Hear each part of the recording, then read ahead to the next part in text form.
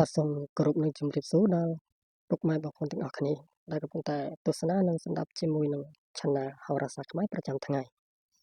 បាទថ្ងៃនេះគឺជាថ្ងៃអង្គារ6កើតខែអាសាឍឆ្នាំម្សាញ់សពស័កពុទ្ធសករាជ2569ត្រូវនៅថ្ងៃទី1ខែកក្កដាឆ្នាំ2025ឆ្នាំជូតបាទអស់លោកអ្នកដែលកើតឆ្នាំជូតនៅក្នុងថ្ងៃនេះគឺល្អមធ្យមបាទលោកអ្នកនឹងជួបឧបសគ្គនិងរឿងស្មុគស្មាញដោយអន្លើចូលមកយាយីនៅក្នុងឆាកជីវិតរបស់អ្នកបាទបើសម្រាប់រឿងគ្រួសារនិងស្នេហាវិញក៏មានតែបញ្ហាមិនចេះចប់មិនចេះហើយបើមិនចេះខំមាត់សង្កត់ចិត្តទេអាចនឹងប្រែស្រាំទៀតផងឆ្នាំឆ្លូវរាសីរបស់លោកអ្នកនៅក្នុងថ្ងៃនេះគឺល្អបង្គោលបាទថ្ងៃនេះគឺអស់លោកអ្នកនឹងគឺចាប់កាន់ការងារអ្វីច្រើនតែងតែបានសម្រេចបាទចំពោះអ្នកធ្វើការជាបុគ្គលិកមន្ត្រីរាជការក៏នឹងទទួលបានពាក្យពោលសរសើរឬលាភសក្ការៈពីចៅហ្វាយនីនឹងមានឱកាសបានឡើងតំណែងថែមទៀតផងបាទហើយចំពោះរឿងគ្រួសារនិងស្នេហាវិញគឺមានតែភាពផ្អែមល្ហែមត្រជាក់ត្រជុំដូចទឹកអប់បំពង់ខ្ចីឆ្នាំខាលបាទឆ្នាំខាលគឺអស់លោកអ្នកដែលកើតឆ្នាំខាលនៅក្នុងថ្ងៃនេះគឺរាសីល្អមធ្យមបាទលោកអ្នកនឹងមានអ្នកតាមជួយស្រោចស្រង់នៅពេលដែលជួបបញ្ហាលំបាកណាមួយបាទលោកអ្នកនឹងគឺគប្បីបើកចិត្តឲ្យទូលាយនៅក្នុងរង្វង់ការងារនិងមុខរបររកស៊ីបាទហើយក៏មកសង្ស័យច្រើនហើយក៏កុំសួរនាំច្រើនតែត្រូវប្រុងប្រយ័ត្នគិតឲ្យច្រើនដងប្រសិនបើមាននរណាម្នាក់ចង់បបួលបណ្ដាក់ទុនរកស៊ីឬក៏ឲ្យតែបង់ប្រាក់កក់ជាដើមបាទចំពោះរឿងគ្រួសារនិងស្នេហាវិញគឺមានតែភាពផ្អែមល្ហែមនិងយល់ចិត្តគ្នាទៅវិញទៅមកឆ្នាំថោះបាទអស់លោកអ្នកដែលកើតឆ្នាំថោះក្នុងថ្ងៃនេះគឺរាសីឡើងខ្ពស់ត្រដែតតែម្ដងបាទលោកអ្នកគឺអាចបំពេញកិច្ចការងារទាំងឡាយទាំងពួងគឺបានសម្រេចដូចសេចក្តីប៉ងប្រាថ្នាអញ្ចឹងបាទហើយលទ្ធផលក៏ទទួលបានសមទៅតាមកិច្ចខំប្រឹងប្រែងរបស់អស់លោកអ្នកផងដែរបាទសម្រាប់រឿងគ្រួសារនិងស្នេហាវិញគឺមានតែភាពផ្អែមល្ហែមយល់ចិត្តគ្នាត្រជាក់ត្រជុំដូចទឹកអប់បំពង់ខ្ចីបាទសម្រាប់ឆ្នាំរោងគឺរាសីរបស់លោកអ្នកដែលកើតឆ្នាំរោងក្នុងថ្ងៃនេះគឺឡើងខ្ពស់ត្រដែតតែម្ដងបាទលោកអ្នកនឹងបានជួបមនុស្សល្អអ្នកមានបុណ្យសំណាងតាមជួយតាមជ្រោមជ្រែងព្រមទាំងផ្ដល់លាភសក្ការៈបាទសម្រាប់នៅក្នុងរង្វង់គ្រួសារនិងស្នេហាមានតែភាពផ្អែមល្ហែមនិងយល់ចិត្តគ្នាទៅវិញទៅមកបាទឆ្នាំសាញ់គឺរាសីរបស់អស់លោកអ្នកគឺក្នុងថ្ងៃនេះគឺល្អមធ្យមទេបាទលោកអ្នកនឹងទទួលបានដំណឹងអាក្រក់ពីការខាតបង់ទ្រព្យសម្បត្តិក៏ដោយសារតែការជឿជាក់ទៅលើអ្នកដទៃនៅពេលកន្លងមកនោះដែរបាទចំពោះរឿងគ្រួសារនិងស្នេហាគឺមានតែបញ្ហា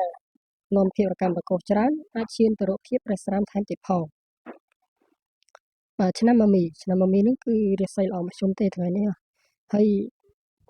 បញ្ហាក៏មានច្រើនដែរបាទដែលនឹងចូលមកឲ្យលោកអ្នកនឹងដោះស្រាយនៅក្នុងថ្ងៃនេះបាទរកកិច្ចការងារក៏ដូចជាមុខរបរប្រចាំថ្ងៃរបស់លោកអ្នកនឹងគឺជួបនៅតែភាពស្មុគស្មាញហើយលោកអ្នកនឹងគប្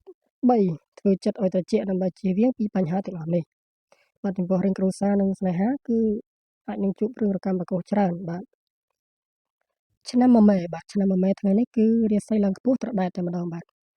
រាល់កិច្ចការងារតូចធំបាទទាំងឡាយទាំងពួងនឹងសម្រេចដោយភាពរលូននិងទទួលបានលាភសក្ការៈជាច្រើនសមតាមចិត្តប្រាថ្នាបាទបើជាអ្នករស់ស៊ី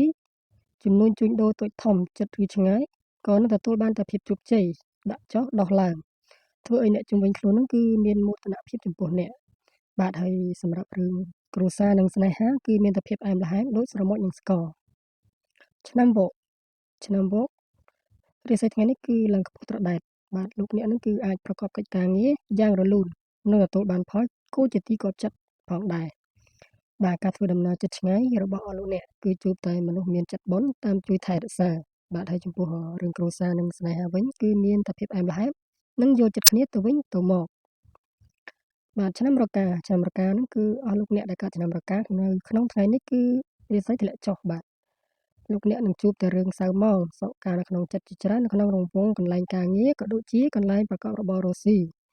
ដូចជាត្រូវចៅហ្វាយនីស្ដីបន្ទោសក៏បង់ប្រាក់ទ្រព្យសម្បត្តិជាច្រើនបាទលោកអ្នកនឹងគឺក៏បីត្រូវតែធ្វើចិត្តឲ្យនឹងណកុំទោទន់រកភាពអវិជ្ជមានគិតតែរឿងល្អៗទើបជាដំណោះស្រាយផ្លូវអារម្មណ៍បាទចំពោះរឿងគ្រួសារនិងស្នេហាវិញគឺមានតែភាពរកម្មរកូសនិងមិនចុះសម្រុងនឹងគ្នាឆ្នាំចឆ្នាំចនោះគឺលោកអ្នកដែលកើតឆ្នាំចនៅក្នុងថ្ងៃនេះគឺល្អបង្គោលទេបាទអញ្ចឹងវាគ្មានបញ្ហាណាមួយដែលថាមិនកើតមានសោះឡើយចំពោះលោកអ្នកថ្ងៃនេះ តែវាមិនមានជាបញ្ហាធំដុំនោះទេបាទ គឺសម្រាប់អ្នកឡើយ អ្នកអាចដោះស្រាយបានយ៉ាងងាយៗ ក៏ប៉ុន្តែអ្នកក៏ត្រូវតែធ្វើឲ្យស្ងប់ កុំឆេវឆាវ កុំស្ដាប់គំនិតអ្នកដទៃជាច្រើនដែលកំពុងតែនៅជិតអ្នក ចំពោះរឿងគ្រួសារ និងស្នេហាវិញ គឺមានតែភាពផ្អែមល្ហែម និងយល់ចិត្តគ្នាទៅវិញទៅមក បាទ ហើយឆ្នាំចុងក្រោយនេះគឺឆ្នាំកុរបាទ ឆ្នាំកុរគឺរាសីរបស់លោកអ្នកដែលកើតឆ្នាំកុរគឺល្អមធ្យម បាទ លោកអ្នកនឹងគឺអាចបំពេញកិច្ចការងារ ក៏ដូចជារបររកស៊ីទៅដោយរលូនដូចសក់មួយដងអញ្ចឹង ហើយទទួលបានលទ្ធផលល្អទៅតាមការងារ តាមការខំប្រឹងប្រែង ធ្វើតិចបានតិច ធ្វើច្រើនបានច្រើន បើជារឿងគ្រួសារ និងស្នេហាវិញ គឺមិនមានបញ្ហារកាំរកូស ឆ្លោះទាស់ទាញគ្នាណាមួយឡើយ បាទសូមអរគុណពុកម៉ែបងប្អូនទាំងអស់គ្នាដែលតាមដានស្ដាប់តាំងពីដើមរហូតដល់ចប់ បាទឆានែលយើងខ្ញុំសូមអរគុណ សូមជម្រាបលា